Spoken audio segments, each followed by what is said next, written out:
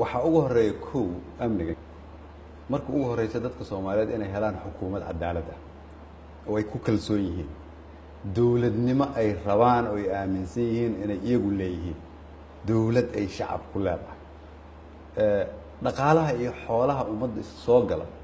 in loo maareeyo si daacad ah oo dadku ogol yihiin in la isla xisaabtamo shacabka Soomaaliyeed markay og yihiin marka amaanadii aad u dhiibatay inaad xafidayso waa talaabada ugu horeysa horta amniga wax looga qaban karo waxa intaas dheer xukuumaddeedu waxay bilowday inay wax ka bedesho qaabkii hore loo shaqeyn jiray waxa mar dhow dhici doonta talaabooyin wax ku ool ah oo ay ka mid yihiin magaalada Muqdisho sidii nabad loogu soo celin lahaa sidii looga ilaalin lahaa isku socodka tirada badan oo qoriyeysan sidii meel walba iyo degmo walba oo magaaladan kamid u joogi lahaa ciidan amni oo la ogyahay sidii albaab walba laga soo galo magaaladan loo ogaan lahaa cid soo galaysa iyo cid ka baxaysa sidii magaalada banaankeeda looga shaqeyn lahaa laakiin waxa ugu horeeya oo aan qaban doono oo ka duwan wixii hore oo la sameyn jiray waxay tahay shacabka Soomaaliyeed inaan hormuud uga dhigno iyagu inay amniga wax ka qabtaan dawladda iyagu inay maamulaan iyagu inay og yihiin annagu inaan iyaga u shaqeyno oo aan nahay shaqaale u shaqeeya shacabka Soomaaliyeed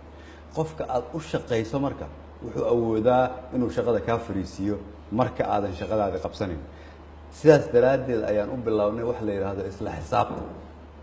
wasaaraha loola xisaabtama madaxweynaha loola xisaabtama wasiirada loola xisaabtama waa gartay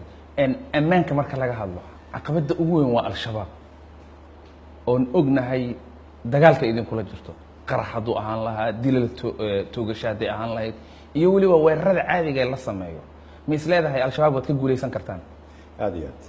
annaga kama guuleysan karna kaliya shacabka Soomaaliyeed al-shabaab ka guuleysan kara wayna bilaabeen sidii uu guuleysan lahaayeen shacabka Soomaaliyeed waxay soo jeesteen dawladnimo waxay soo jeesteen dalkooda inay dib u dhistaan waxay soo jeesteen inay isku kalsoonaadaan annaguna waxaan ka shaqeynaynaa kow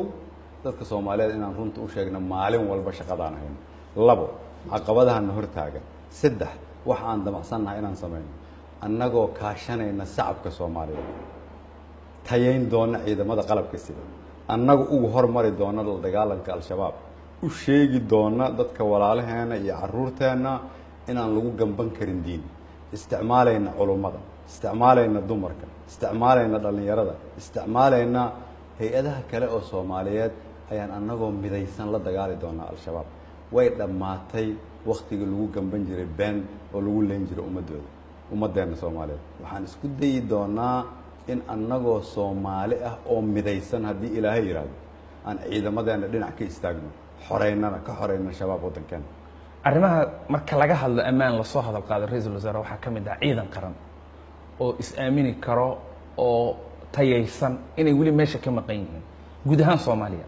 goormaad is leedahay ciidan qaran oo tayo leh oo loo wada dhan yahay waa la heli karaa waxaan bilaabaynaa inaan aruurino ciidan qaran oo dadka Soomaaliyeed ay ku faraxsan yihiin kulligood la tayeynayo la qalabeynayo gobolada Soomaaliyeed oo dhan ka wada imaanaya daafici doona soo celin doona sharafta iyo karaamada ummadda Soomaaliyeed